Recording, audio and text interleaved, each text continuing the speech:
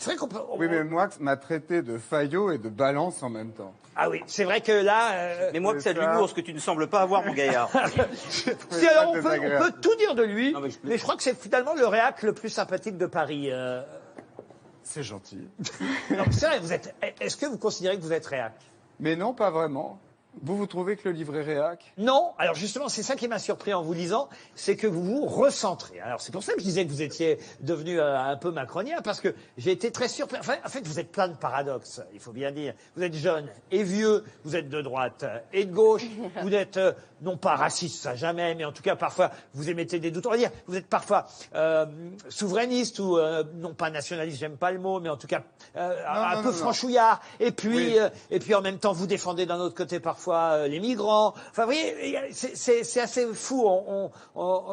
Voilà, c'est un avocat. On a l'impression qu'à chaque page, il y a quelqu'un qui vous a payé pour dire tout et son contraire. Non, mais justement, le but de ce livre, c'était d'abord, mon éditeur m'a payé pour dire tout et son contraire, en effet. D'ailleurs, c'est quand même, faut le dire, dans une collection qui s'appelle Mauvais Esprit. Hein. Oui, c'est pas par hasard. C'est-à-dire que normalement, mon éditeur, sans doute, est venu me chercher car il avait plutôt identifié que je pouvais avoir un mauvais esprit dans des émissions concurrentes. Or, quand j'écris, moi, pour un livre, ce que j'ai essayé de faire avec ce livre, c'est de faire preuve du plus de sincérité possible. Mais c'est le cas. Et de dire, voilà, je crois. Je pense que ça l'est. C'est-à-dire d'écrire ce que je pense vraiment de la droite et de la gauche, de ce que je vis en étant un pré-trentenaire. C'est un peu aussi un témoignage là-dessus.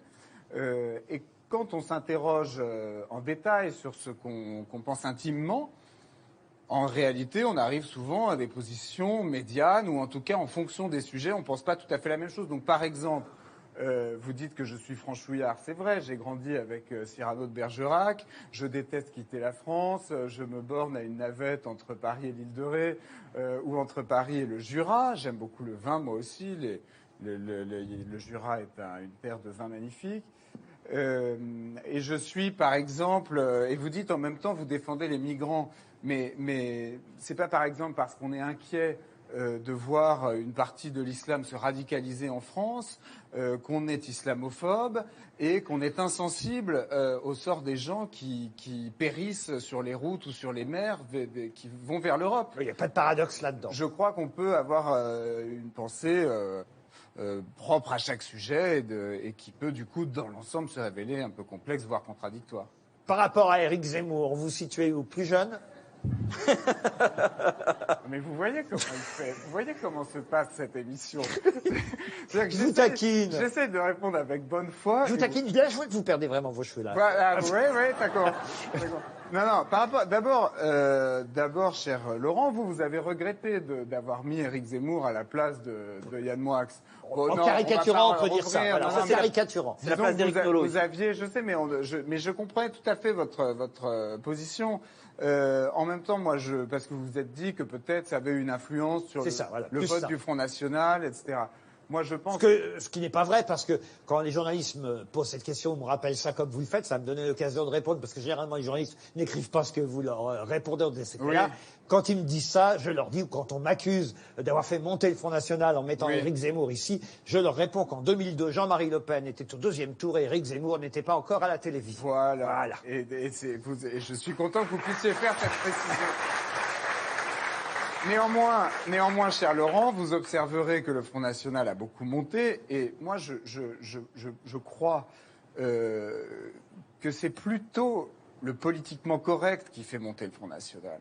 Donc quelqu'un comme Zemmour, moi, je ne l'accablerais pas d'avoir contribué à la diffusion de certaines idées. Je pense au contraire que quand des Français peuvent avoir l'impression qu'il y a un entre-soi parisien qui ne prend pas en compte leurs inquiétudes, quand ils voient leur pays se transformer, quand ils sont inquiets pour le sort de la femme en France et ce genre de choses-là, je crois que c'était plutôt sain qu'il y ait un porte-parole comme Éric Zemmour. Et moi, j'avais beaucoup de plaisir. J'irai pas jusque-là, moi, mais bon. Moi, j'avais beaucoup de plaisir à regarder Éric Zemmour, même si j'ai aussi beaucoup de plaisir à regarder ses successeurs. Yann Moix, c'est vrai que ça. Non, mais ce que je partage pas avec lui, quand même, si je peux. Ce que je partage pas avec Éric Zemmour, d'abord c'est lui pour le coup une vision de système quand même, c'est-à-dire qu'il a une espèce de système et puis tout rentre dedans et il y a pas de, il est quand même, il me semble en tout cas assez. Il a une grille dont il ne sort pas. Il me semble assez peu traversé par le doute et je crois que le doute c'est le début de la sagesse quand même. Donc il y a ça. Et ensuite, je perds le fil de ce que Non, je mais voulais c'est dire. vrai, Non, qu'il c'est intéressant, c'est ce qui vous différencie. Parce que vous, on le sent bien, de toute